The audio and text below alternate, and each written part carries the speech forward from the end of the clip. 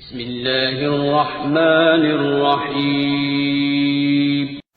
حضرت عبداللہ ابن عباس رضی اللہ تعالیٰ عنہ فرمایا کرتے تھے کہ یہ روح اور جسم قیامت کے دن جھگڑا بھی کریں گے۔ روح کہے گی یا اللہ میں نے تو کچھ نہیں کیا، مجھے تو نہ بھوک لگتی تھی نہ پیاس لگتی تھی نہ میرے اندر نفس کی خواہشیں تھیں، یہ تو جسم سارا کچھ کھاتا پیتا تھا، جو کیا اسی نے کیا۔ تو جسم عرض کرے گا اے اللہ اگر میرے اندر روح ہی نہ ہوتی تو میں کسی قابل تھا؟ یہ تھی تو بھوک لگتی تھی، یہ موجود تھی تو پیاس لگتی تھی، یہ موجود تھی تو روح اور جسم جھگڑا کریں۔ روح کہے گی جو کیا جسم نے کیا، جسم کہے گا جو کیا روح نے کیا۔ تو اللہ کریم فرمائیں گے اب جو اس کی شان کے لائق ہے، فرمایا تمہیں ایک مثال نہ دوں، اللہ دے، خزائن العرفان میں موجود ہے، کتاب الروح میں موجود ہے۔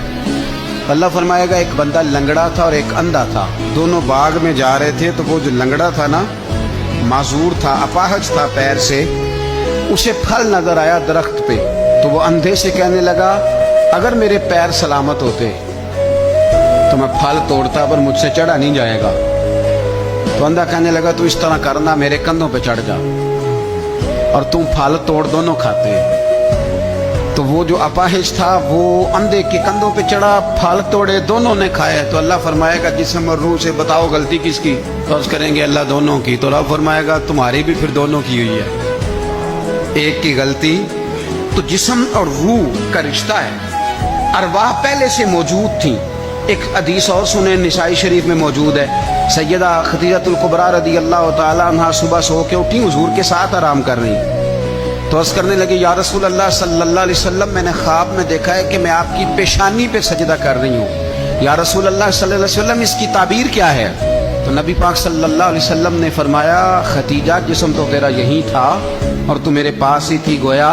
حضور فرمانے لگے یہ جو خواب میں تو مجھے ملی ہے اور خواب میں تو میری پیشانی پہ سجدہ کر رہی ہے، تو یہ میری روح تیری روح سے ملاقات کر رہی ہے۔ تو روحیں پہلے سے موجود تھیں۔ روح کچھ دیر کے لیے جسم سے جدا ہوتی ہے جب موت آتی ہے، پھر قبر میں لوٹائی جاتی ہے، بندے کو بٹھایا جاتا ہے اس کو سوالوں کے جوابات دینے، اور یہ موت کا سلسلہ تا صبح قیامت جاری رہے گا۔ ترمذی شریف میں موجود ہے جب جنتی جنت میں اور جہنمی جہنم میں چلے جائیں گے تو ایک مینڈے کو لا کے، بکرے کو لا کے ذبح کیا جائے گا، اور اب فرمائے گا یہ موت ہے، آج میں نے ذبح کر دی ہے، آج کے بعد کسی کو موت نہیں آئے گی، لیکن اس کے پہلے تک ہر ایک کو موت، حضرت اسرائیل کو بھی موت آئے گی، حضرت میکائیل کو بھی موت آئے۔ کیوں؟